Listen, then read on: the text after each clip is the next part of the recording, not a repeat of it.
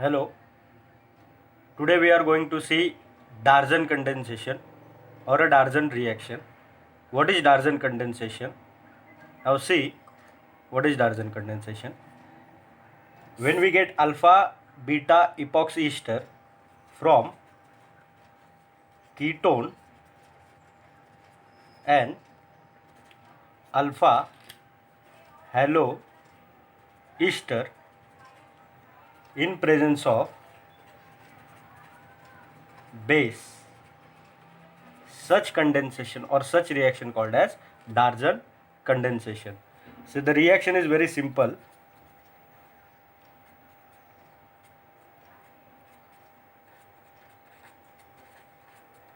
This is your alpha halo ester once treated with ketone R1 R2 in presence of base. So the reaction is base catalyzed. What we get? We get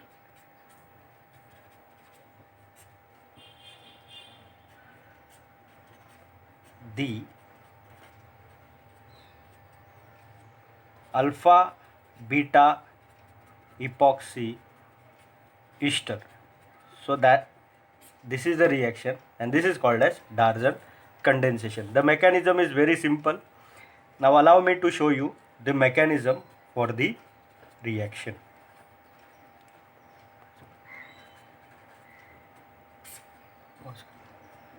So the mechanism is very simple for the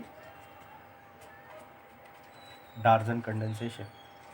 See, this is our ester, alpha halo ester. Now why we called it as alpha? Because as you know, this is the functional group called as ester, and the adjacent carbon which is attached to the ester called as a alpha carbon. Here you can see on the alpha carbon atom you have the halogen group. This is your alpha carbon, this is your functional ester group, and adjacent to that of functional group there is the attachment of the halogen, so it is called as a alpha halo ester. Now see, in this process we are utilizing a base. Okay, first of all we are attacking the base on the hydrogen, or you can say alpha hydrogen or a proton, as generally we know that base has ability to abstract the proton or most acidic hydrogen. So now this base is going to attack on your hydrogen. It will abstract the hydrogen and you get RC Cl C double bond O O E T. Now see, as hydrogen is removed and hydrogen is abstracted by the base, so over here you get a negative charge. Now this charge is going inside the carbonyl carbon and this is called as a resonance structure.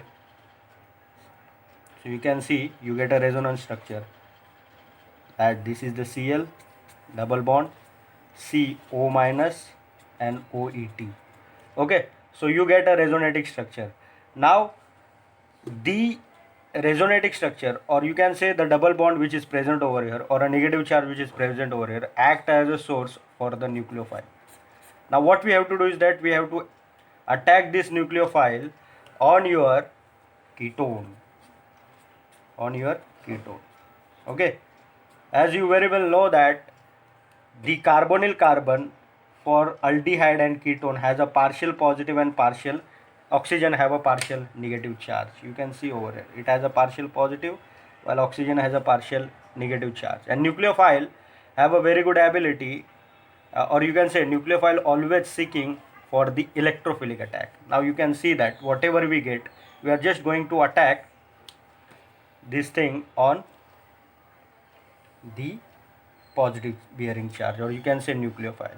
Okay, so this carbon is going to attack on the C. Why I am saying that this carbon over here, I told you that I shown that this double bond, because this double bond is nucleophile. You can say that this negative charge carbon is going to attack on this carbonyl carbon. So what you get the structure, that is R1 C R2, okay, and this is O minus. Why? Once this carbon is going to attack on the carbonyl carbon, so electron density gets shifted, so oxygen get a negative charge And now this group I am going to write with the blue pen. Okay, so you can easily understood that this is R, this is our, sorry, C, this is our R, this is our Cl. Okay, this is our carbonyl carbon for ester. Okay, and this is the structure. Now what will happen, this much part is very easy. Now just do one thing, that is intramolecular SN2, intramolecular SN2, because it is very essential, as if you know the intramolecular SN2 then it is very easy. Now this we're going to attack on the carbonyl carbon, and electron gain density gets shifted and the chlorine act as a living group. As you know that chlorine is very good living group. You can see chlorine is a very good living group.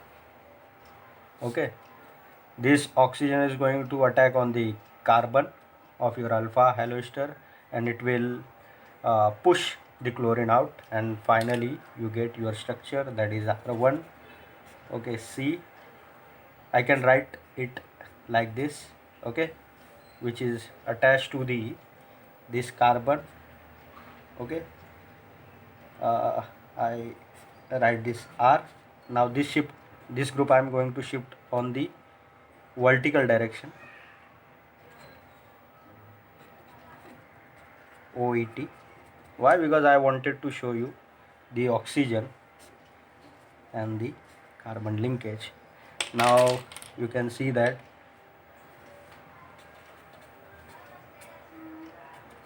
this is your R2, this is your carbon which is attached to the carbon, and this is the oxygen. You get R, C double bond O, OET.